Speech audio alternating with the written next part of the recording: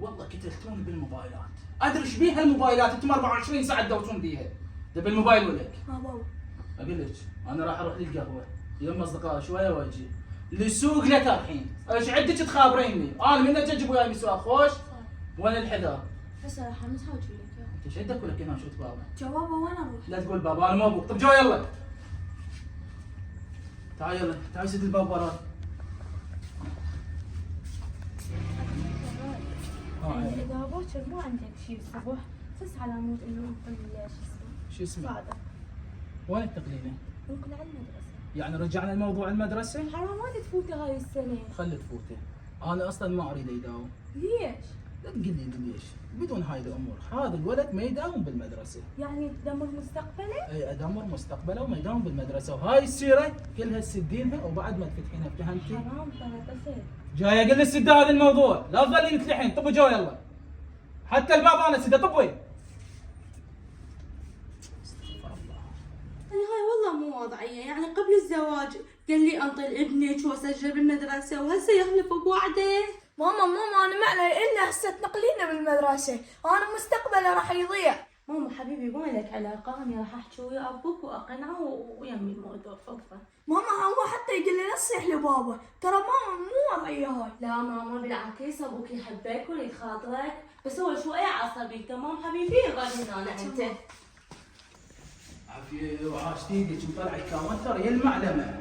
شو رجعت الوقت تو مفتاح القهوه؟ والله شفت الساعه الوقت تاخر، قلت خلي اروح اجيب مسواق وارجع البيت ولعيالي احسن من القهوه. مسوي عشاء ولا؟ لا هسه اسوي. يلا لا تاخرين لان جوعان كلش. صادق ولا؟ يلا دكمل العشاء هسه طباني.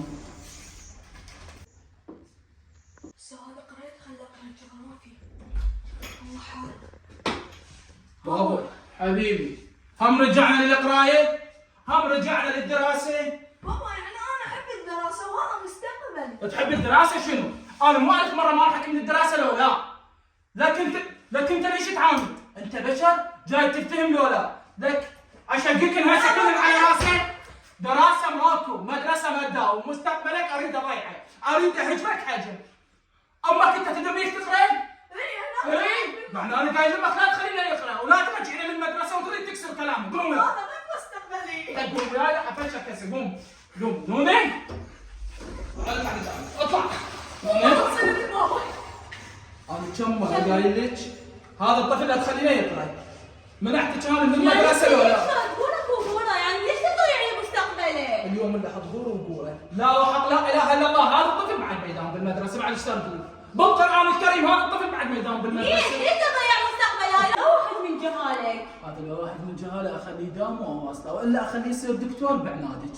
شوفي اذا تكسرين كلامي بالقران الكريم هيك اقدر راسك وعلى تخدم بالكالندر، فهمت ولا لا؟ امشي اخذ ابنك هذا الفهمه وطلع منها يلا. طايحه الحاط انا راح انام لا حد يقعدني. ماما شلون يعاملنا وحتى ما يحبنا.